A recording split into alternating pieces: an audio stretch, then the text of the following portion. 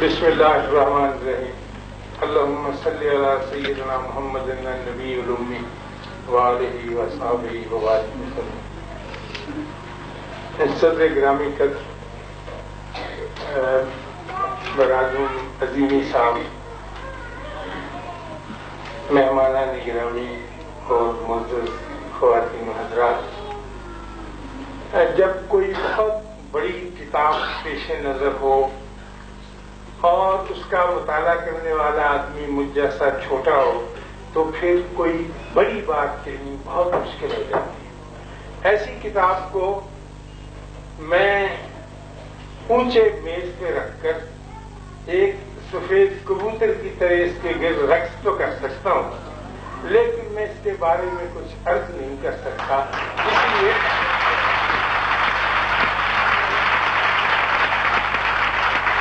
یہ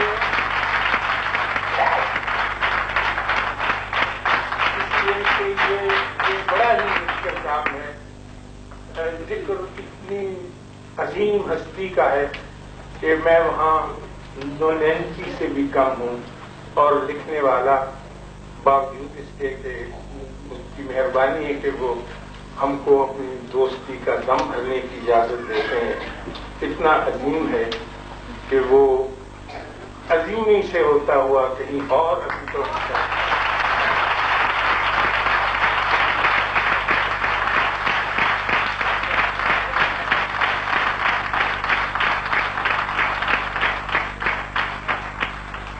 خاتون حضرات، انسان کو اس وقت بڑی مشکلات کا سامنا ہے اور انسان بہت الجھا ہوا ہے اور انسان حالات کا بری طرح سے مارا ہوا پائمال خارو پریشانو شرمند انسان ہے. مجھے یاد آتا ہے جب میں میٹرک میں پڑھتا تھا تو میرے اسکول میں، میرا اسکول ایک قصبے میں تھا یہاں دور افتادہ جگہ پر، وہاں پر ہمیں تاریخ پڑھانے کے لیے ایک ماسٹر صاحب آئے.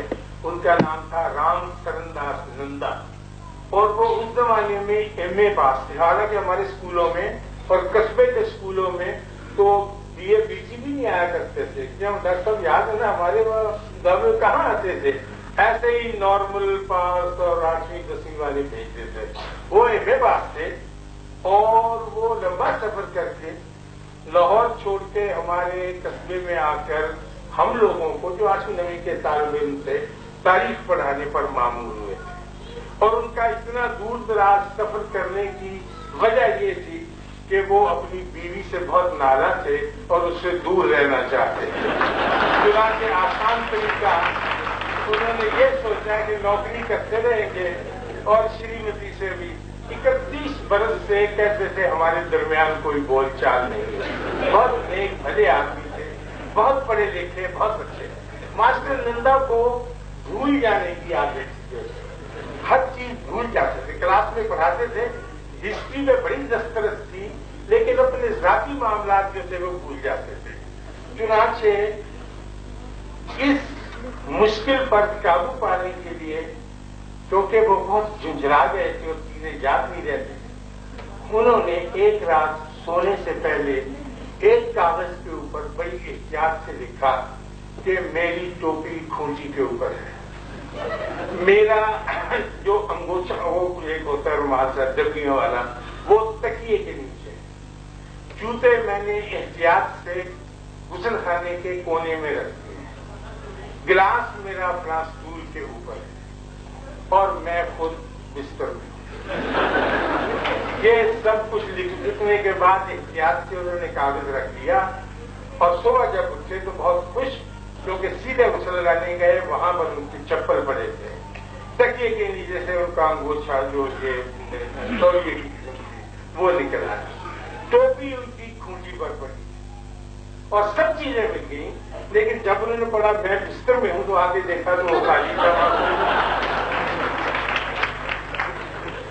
انسان نے اس دنیا میں سب کچھ حاصل کر لیا ہے، اگر کچھ کھویا ہے تو اپنا وجود کھویا ہے، اس کو نہیں ملتا.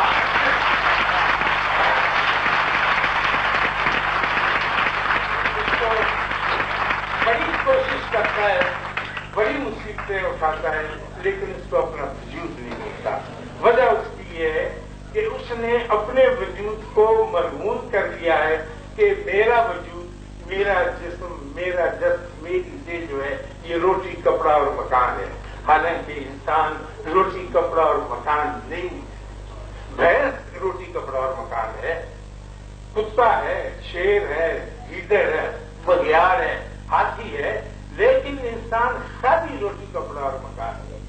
اس وجود کے اوپر ایک اور چوبارہ بھی ہے جس کو ہم ذہن کا، انٹلیکٹ کا چوبارہ کہہ سکتے ہیں.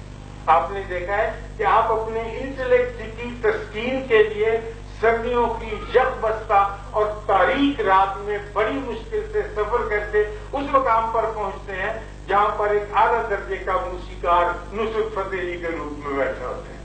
اور وہاں جا کے آپ کو کیا ملتا ہے کہ لو یہ کیا ہو گیا، لیکن آپ سارا وقت گزارتے ہیں اور تکلیف اٹھا کے آتے ہیں.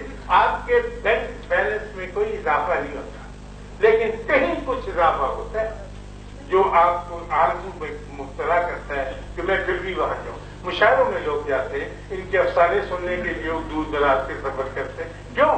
اس لیے کہ کہیں ان کو تسکین حاصل ہوتی ہے. اور اس چوبارے کے اوپر خاتون حضرات ایک اور چوبارہ بھی ہے. اس کے اندر ٹوٹی پھوٹی چیزیں جمع ہیں، اس کے شیشے ٹوٹے ہوئے ہیں، کفل ڈانگا دودھ ہے، اس کے اندر اما وڈی کا پرانا چرخا پڑا ہوا ہے، پرانی منجیاں، بان، ٹوٹے پھوٹے کنستر چھپے پڑے ہیں. وہ روح کا چوبارہ ہے اور اس کو کھولنے کی اجازت نہیں ہے. کوئی شخص اس کے قریب نہیں جاتا. ہم اکثر اپنے بڑوں سے پوچھتے ہیں کہ اما اوپر کیا کہیں گے، دبا کر اتر جائیں کاکا جیل پوچھ ہوتے ہیں. اس لیے کبھی کوشش نہیں کرتا. اور انسان کو یہی سکھایا جاتا ہے کہ یہ this is an economic world and you are just a roti kapda مکان. آپ کو پیسے بنانے ہیں ہر حال میں اور زندہ رہنا ہے اس دنیا میں. حالانکہ انسان کا یہ مقام اور یہ مسلک نہیں ہے. وہ آج تک پیسے ہی بناتا رہا ہے، اکنامکس کے ساتھ ہی وابستہ رہا ہے، بینکنگ ہی کرتا رہا ہے، لیکن وہ اپنا آپ تلاش نہیں کر سکا ماسٹر نندا کی طرح جس کی اس کو ضرورت تھی. اس طرح کی تلاش کے لیے کبھی کبھی کوئی آدمی، جیسے کہ آپ یہاں تشریف لائے ہیں سب، کسی ایسے آدمی کو ضرور ڈھونڈتے ہیں جو انگلی پکڑ کر اس تیسرے چوبارے پر لے جا سکے. آپ کی تیسری منزل ہے اور وہاں جا کر کہہ سکے کہ میں اس کھڑکی کو صاف کر کے کیا اندر جھانکی لگا کے دیکھ سکتی ہوں جس کے اندر. تو وہ انگلی پکڑ کے لے جانے والے آدمی عظیم صاحب کہتے ہیں.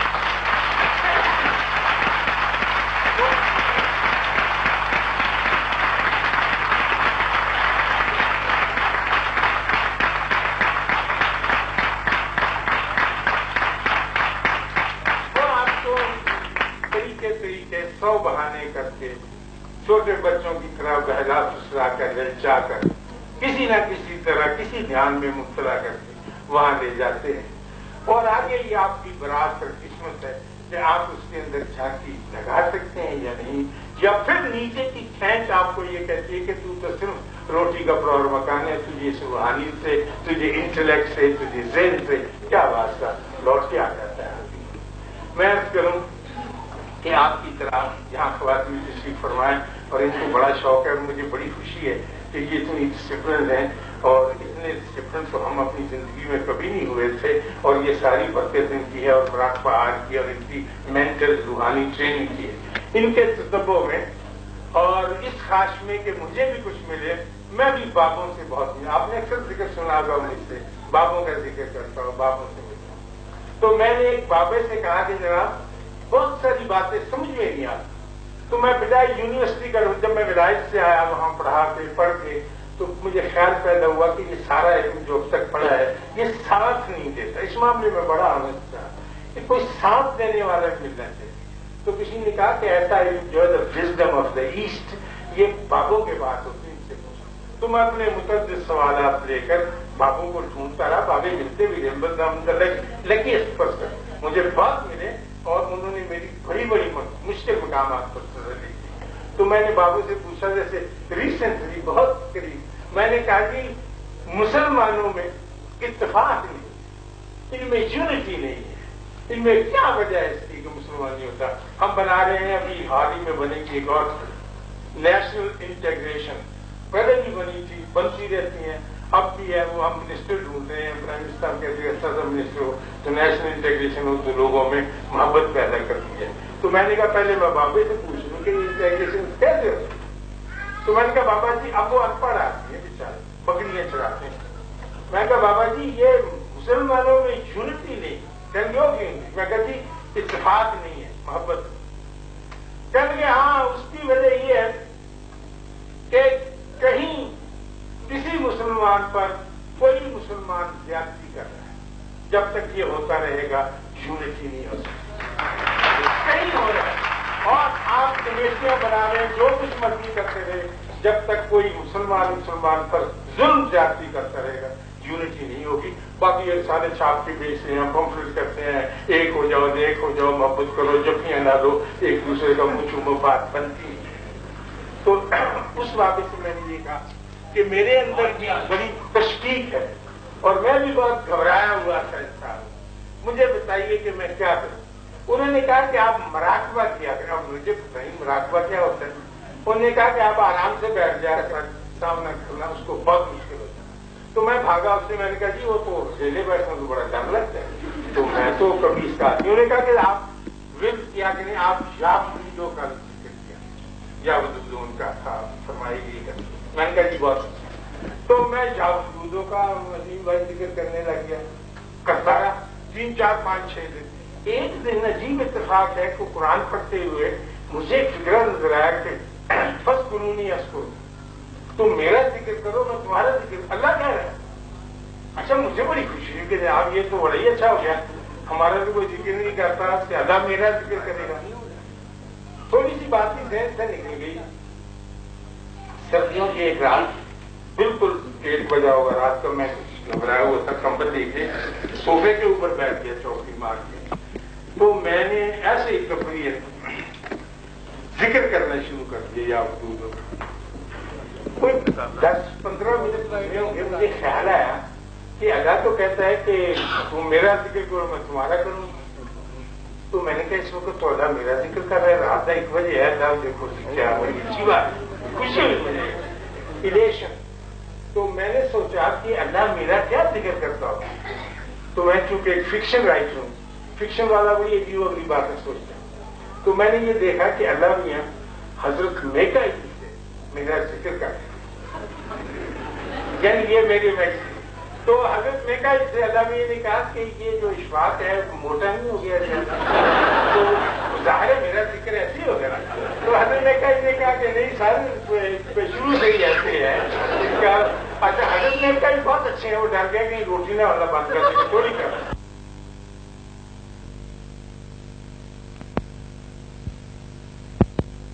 تو یہ ٹھیک ہے، تھوڑا موٹا سے دوں گا کہ کوئی بات نہیں، ہم کو بھی پسند ہے دونوں سے، کہ میں بڑا فری ہوا جاؤں۔ صبح اٹھا تو بجائے اس کے کہ میں خوش ہوتا تو مجھے بڑا افسوس ہوا کہ مجھے اللہ میاں کی محفل میں اپنا ذکر کرانے کا کیا فائدہ۔ میرا ذکر تو بار ایسوسیشن میں ہونا چاہیے تھا، یونیورسٹی کے سنڈیکیٹ میں ہونا چاہیے تھا، کسی اخبار کے ایڈیٹور میں ہونا چاہیے تھا کہ کوئی میری کلا جگتی کہ واجی بات کر۔ تو اللہ کی محفل میں تو کسی جو میں ذکر بند کر دیا کہ اللہ کے ساتھ کیا تعلق ہوتا رہے گا ذکر میں۔ چنانچہ اس کے بعد میں نے یہ دیکھا خواتین حضرات کہ ہمارے یہاں ملک میں جتنی بھی دینی جماعتیں ہیں ان کا براہ راست اللہ سے کوئی تعلق نہیں۔ کسی دینی جماعت کو ٹچ کرنا ہوگا تو وہ یہ دیکھیے کہ وہ دنیا کے اندر کتنے پٹاخے چلاتی ہے، کتنی پگڑیاں باندھ کر دنیا کے اندر داخل ہوتی ہے۔ تو وہ مجھے پسند نہ آیا تو پھر میرا رشتہ اس سے ٹوٹ گیا۔ یہ بات تھی میری۔ اب سردار موکل صاحب نے کہا کہ اپنا ارادہ تہیہ قائم کریں، ہمارے پاس تو ہمارا اپنا آئین، ہمارا حکم تجاکر میں بالکل ٹھیک موجود ہے، لیکن میری بھی کچھ کو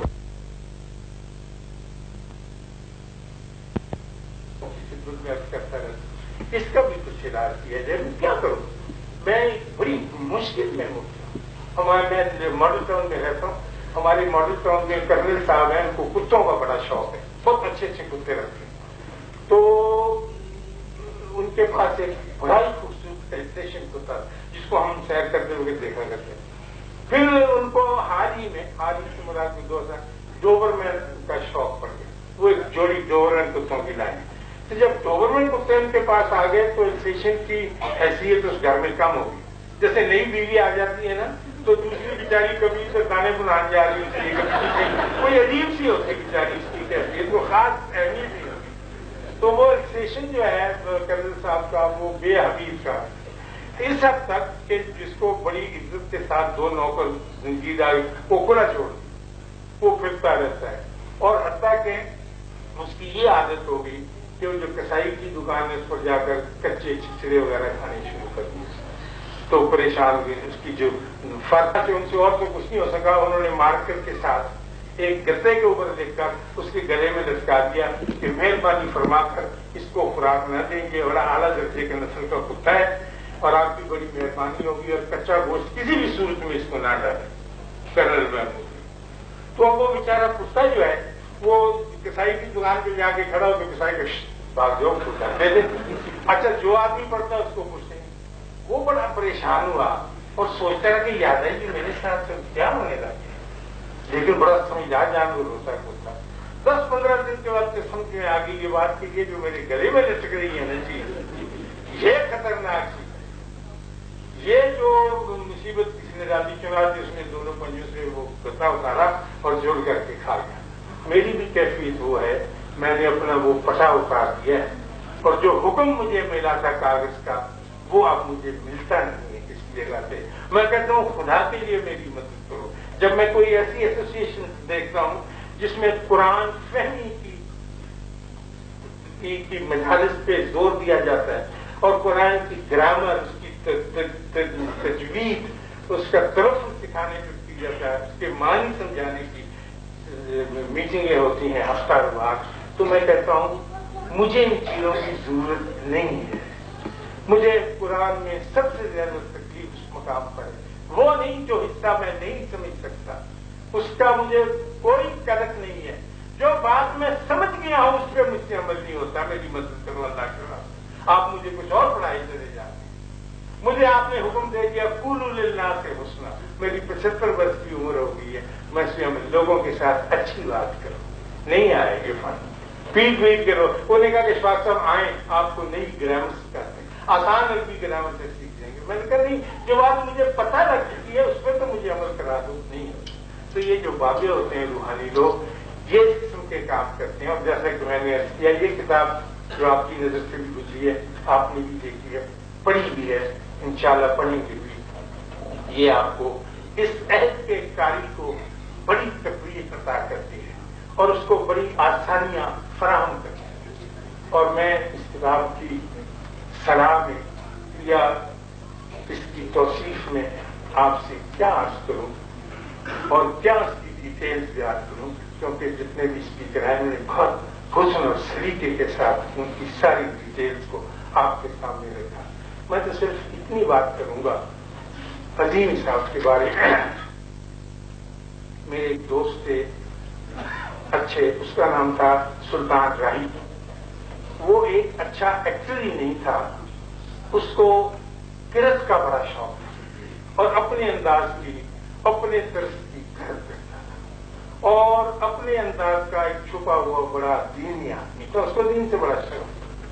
تو کبھی کبھی نجی پرائیویٹ خفیہ محفلوں میں ایسوٹیرک اپروچ کے ساتھ ہم کبھی ملتے تھے ایک دوسرے کے ساتھ. لاہور میں ایک مرتبہ کچا نسبت روڈ پر جال سنکال کے پیچھے، اب مجھے وہ گھر یاد نہیں، پتہ نہیں کس کا تھا، اس میں ایک محفل ہوئی. ہم 12-14 آدمی اور اس میں گاؤں سے آیا ہوا 4 خانہ ڈبیوں والا کھیس کندھے پہ ڈالا ہوا ایک پیلو آدمی تھا. اور میں نے اسے دیکھ کر کہا کہ یہ بھائی سلطان رہی کس کو نہیں کہتا جی اچھا دادا بتا ہے اس کو بھی ساتھ. تو ہم بیٹھ گئے کمرے میں تو لوگوں نے اس سے کہا کہ سلطان کچھ سناؤ. کہنے لگا میں آج آپ کو سورہ مزمل سناتا ہوں۔ تو ہماری اپنی سی محفل تھی، کسی کو نہیں پتا آئی تک اس بات کا، تو اس نے سورہ مزمل کی قرأت کی اور بڑے عجیب انداز میں، بڑے خوبصورت لہن کے ساتھ، اور ہم مبہوت ہو کر سنتے رہے۔ جب وہ ختم کر چکا تو ہم نے جتنی داد دینی تھی دل سے، زبان سے، آنکھوں سے اس کی داد دی۔ اس کے بعد اس نے کہا اس پہلو آدمی سے کہ پاجی تسی بھی کچھ فرماؤ۔ تو وہ کہنے لگا کہ میری بھی بڑی آرزو تھی سورہ مزمل سنانے کی، لیکن اب میں کچھ اور عرض کرتا ہوں۔ ہم نے کہا نہیں، یہ کوئی پابندی نہیں ہے، آپ بھی سورہ مزمل ہی سنیں، ہم شوق سے سنیں گے۔ کہنے لگا اچھا، آپ کی مہربانی۔ خاتون و حضرات، اس پہلو آدمی نے جس کے کندھوں کے اوپر پرانا بوسیدہ ڈبیوں والا کھیس تھا، اس نے سورہ مزمل کی تلاوت کی، اور آپ یقین کیجئے کہ میں نے ایسی تلاوت کبھی کسی انسان کے منہ سے اس طرح سے نہیں سنی، اور اس کے تلفظ سے، اس کی آواز سے، اس کے لہن سے، اس کے اچارن سے، وہ جو چھوٹا سا کمرہ تھا اس کے اندر ایک عجیب طرح کا نور، جو ہم یہ نہیں کہہ سکتے کہ آنکھوں سے نظر آیا، اس کا احساس ہوا شدت سے، اکیلے مجھے کو نہیں سب کو ہوا۔ جب وہ ختم کر چکے اور ہم مبہوت بیٹھے تھے اور ایک دوسرے کا منہ دیکھ رہے تھے اور حیران ہو رہے تھے کہ یہ ہوا کیا اور ہمارے اندر سے کیا ہو کر گزر گیا ہے، تو ہم نے سلطان رائی سے پوچھا کہ کیا بات ہے، یہ کون سا؟ اور اس نے بھی وہی سورۃ تلاوت کی جو سنی۔ سلطان رائی نے کہا باجی میں سورہ مزمل جانتا ہوں اور اس کی تلاوت کرتا ہوں، یہ آدمی سورہ مزمل والے کو جانتا ہے۔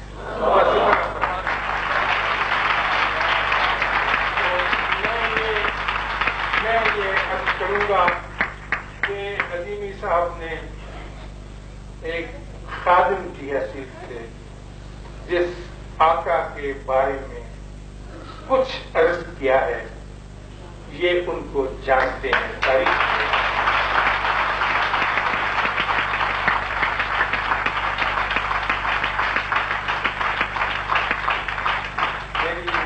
میری دعا ہے اللہ آپ کو آسانیاں عطا فرمائے اور آسانیاں تقسیم کرنے کا شرف عطا فرمائے۔